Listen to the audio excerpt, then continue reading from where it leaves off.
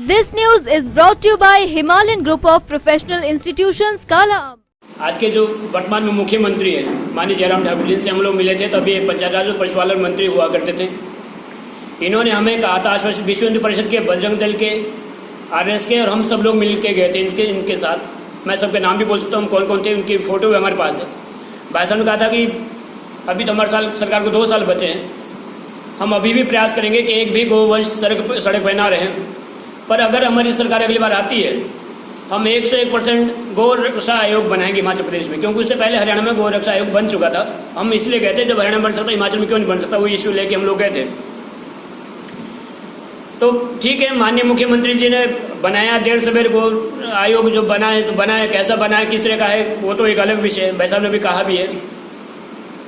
समस्या ये आती है, गोवंश उसके जो चेयरमैन कौन है उनका आता पता नहीं, उनकी क्या स्कीम है, क्या वो करना चाहते हैं, क्या वो करेंगे, उनका कोई पता नहीं। कहीं कोई मुख्यमंत्री हो या मंत्री का प्रोग्राम, वहाँ जरूर जाके बत्ती दिया जरूर जला देते हैं। चेयरमैन क्या काम करता है कि नीचे अधिकारी क्या कर रहे हैं, क्या नहीं कर रहे हैं, उन्हें देखना चाहिए। ये शर्म की बात है कि एक गो भक्त को इस तरह प्रताड़ित किया जाता है हिंदुस्तान में। ये चीज़ बिल्कुल भी बर्दाश्त करने के लायक नहीं है। मुख्यमंत्री जयराम ठाकुर हो, मुख्यमंत्री कोई और हो, मैं कहना चाहूँगा माननीय मुख्यमंत्री महोदय, आपने भी गाय का दूध ही पिया होगा, आप भी गाय को माँ मानते होंगे। और जिस कंडीशन में आज गाय माता रह रही है, या जिस कंडीशन में आज हमारे जो सब गौ भक्त रह रहे हैं, निवेदन उन सबसे ये करना चाहेंगे, इस बेईमान सरकार से आप कोई भी उम्मीद ना पालें। वोट बैंक के लिए बिल्कुल गाय को गौ माता कहेंगे, कुछ भी कहेंगे, हम सब लोग, आप सब लोग देख चुके हैं। जब वास्तविकता की बात आएगी, तब जैसा भाई साहब ने अभी कहा कि नाहन जहाँ पर 1.5-2 करोड़ रुपए मिलता है हर साल, वो लोग ये बोलते कि हमारा भार कम करो। वो तो हमने खुद सुनी है, जब उनके जो अधिकारी कॉल करते हैं, और भाई साहब ने हमने का रिकॉर्ड, उन्होंने कहा कि हमारा वर्डन कम करो, उन्हें वो वर्डन लगता है। ऐसे लोगों की आपको मदद करनी चाहिए। दिक्कत कहाँ है, समस्या हम मानते हैं, बिल्कुल आपकी ओर से बहुत अच्छा किया जा रहा होगा, पर समस्या कहाँ है, दिक्कत कहाँ आ रही है, ये भी देखने का कर्तव्य आपका है, क्योंकि आपके सूबे के मुख्यमंत्री हो, आप सूबे के मुखिया हो। अगर आप ये नहीं देख पाते, अगर आप ये नहीं देख सकते, तो ऐसे मुख्यमंत्री और ऐसे ठाकुर या ऐसे हिंदूवादी होने से हमें कोई विशेष लाभ है नहीं। अभी हम यहाँ जैसे सरकारी गौशाला पोंडा में बनी है, जैसे हम वहाँ अंदर गए, वो इतने जोर जोर से गाय ने सारी ने वहाँ बोलना शुरू होने लगा कि कोई आ गया, कोई हमें शायद चारा देगा या कोई हमें शायद पानी पिलाएगा। वहाँ चारे के नाम पे एक सूखी तिली नहीं उसमें भूस की, हाँ नमक जरूर रखा था वहाँ पर। नमक भी किसी दानी व्यक्ति ने वहाँ रखा हुआ, नमक खा के क्या होगा, नमक चाट के उनको प्यासी लगनी, पर वहाँ कोई पानी पिलाने वाले नहीं था। नर्द से भी बुरी हालत में। मैं ये भी निवेदन करूंगा मुख्यमंत्री महोदय से, अगर आप ये नहीं व्यवस्था नहीं इनके करवा सकते तो ठीक है, इनको भेज दीजिए का सहयोग के यहाँ, कटवा दीजिए, क्या फर्क पड़ता है। इससे तो अच्छा है ना, फिर भी जो रोज रोज मर रही है, भूखी प्यासी मर रही है, यहाँ सब लोग, आप सब लोग जा सकते हैं, देख सकते किस कंडीशन। भाजपा बिल्कुल एक थाली के चमचे हैं, हिंदू चटे बटे हैं दोनों ही। इन्हें गौ माता से कोई मतलब नहीं, इन्हें हिंदू होने से कोई मतलब नहीं, इन्हें गौ माता को माँ कहने का भी अधिकार नहीं है। आज जो लोग लड़ रहे हैं कि हम फलाने के मोर्चा कहें, किसान मोर्चा, फलाने ढिमकाना मोर्चा, मैं कहता हूँ अगर गाय गौ माता नहीं रहेगी तो ये प्रदेश नहीं रहेगा, देश नहीं रहेगा, मानव सभ्यता, मानव संस्कृति नहीं रहेगी। वो बनेंगे भाजपा की सरकार का, पता नहीं वो क्या कर देंगे, पर क्या करेंगे, यही करेंगे, हरासमेंट यही करेंगे, क्योंकि उस सीट पे, उस कुर्सी पे जो बैठ जाता है, वो जो भाजपा व कांग्रेस को, उसे फिर गौ माता नहीं दिखती, उसे केवल ये दिखता है कि हाँ पैसा कहाँ से आ रहा है, वाहवाही कहाँ से लूटी जा रही है। अगर ऐसा होता तो मैं माननीय मुख्यमंत्री महोदय से निवेदन जरूर करता कि वो कोटा में यहाँ से बाय रोड जाते और फिर रोड पे देखते कि कितना गोवंश यहाँ से लेकर शिलायत उनको मिलता। हाँ, ये जरूर बात है कि हेलीकॉप्टर से नहीं दिखता सालों गोवंश, पर मैं ये भी कहता हूँ कि ये देवभूमि है। वास्तव में हम यहाँ हर घर में गौ माता पलती है, और अगर गौ माता है, गौ माता के अंदर अगर 64 देवी देवता का वास रहता है, अगर तो यही गौ माता इसमें शक्ति है कि आपको अगर हेलीकॉप्टर बिठा सकती है तो आपको वापस जमीन पे भी ला सकती है। इसके संरक्षण के लिए सब कुछ करेंगे। करोड़ों रुपया सरकार उधर से जारी करती है, यहाँ तो कुछ भी नहीं पहुँचता। ये तो इस तरीके से मेंटल हरासमेंट किया जा रहा है। अभी भी मुझे कुछ डॉक्टर साहब का फ़ोन आ रहा है, मैं परेशान हो गया हूँ इनके फ़ोन से। कभी रात को 10 बजे, kभी सुबह 6 बजे वो रिपोर्ट बता देते, आप वो अपना रजिस्टर की फ़ोटो भेज देते, आप वो हमें एक बार वहाँ सर्वे करवा लेते। अब मैं कितने सर्वे करवाऊँ और ऐसा मुझे क्या सर्वे करके मिलेगा, मुझे तो ये नहीं समझ में आ रही। और हम सड़क से यहाँ से मार्च में हमने डीसी साहब को, एसडीएम साहब को लेटर लिखा था। वहाँ से हमें परमिशन मिली थी कि आप गोवंश यहाँ से उठा सकते हैं।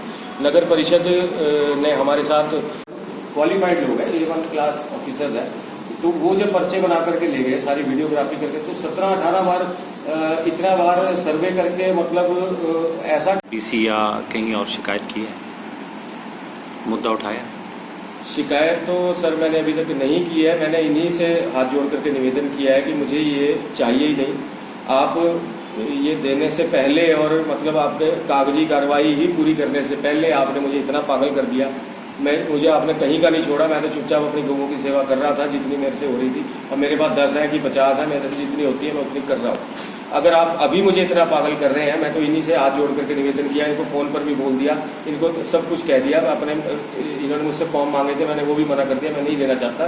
कारण ये है, आपने अगर भूलने से मुझे दे भी दिए, आप तो मुझे लगता है मेरा और मेरे परिवार का जीना ही आराम कर देंगे। अगर आपने दे भी दिए, आप तो पता नहीं कहाँ से क्या क्या करके आप मेरे से वसूल करेंगे। उसके बाद मुझे लगता है कि शायद जो काउ प्रोटेक्शन बोर्ड इनका जो भी था, उसको आयोग में कन्वर्ट किया गया और कुछ नियमों में भी बदलाव किए गए। और शायद पिछले वर्ष से इन्होंने एक स्कीम स्टेट गवर्नमेंट ने शुरू की थी कि 500 रुपये पर कैटल पर मंथ दिया जाएगा।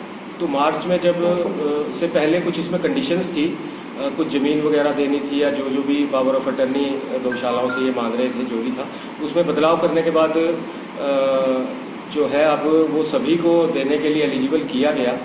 तो हमारे कुछ लोकल डॉक्टर्स हैं जो वेटनरी विभाग से बहुत ही अच्छा सहयोग करते हैं और दिन रात वेटनरी के अपने फील्ड में बहुत ईमानदारी से काम भी करते हैं। उन्होंने मुझे कहा कि आप कृपया इसके लिए अप्लाई करें।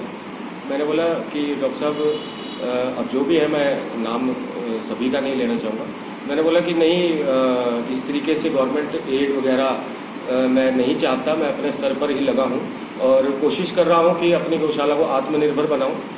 किसी से मुझे ज़्यादा कोई मदद ना लेनी पड़े।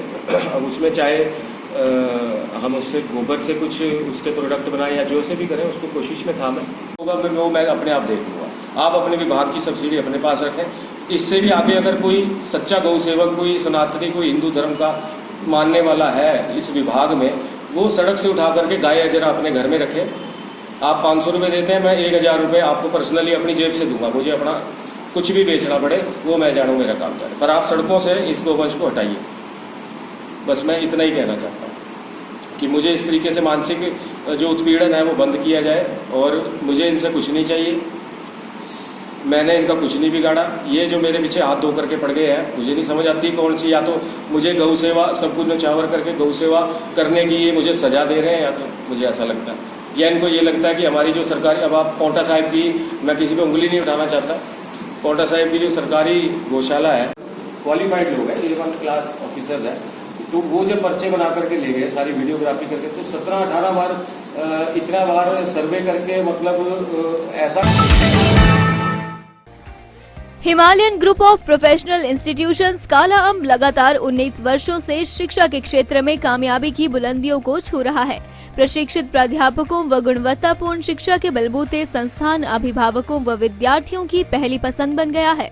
संस्थान AICTE, PCI, BCI से मान्यता प्राप्त विषयों में शिक्षा प्रदान कर रहा है।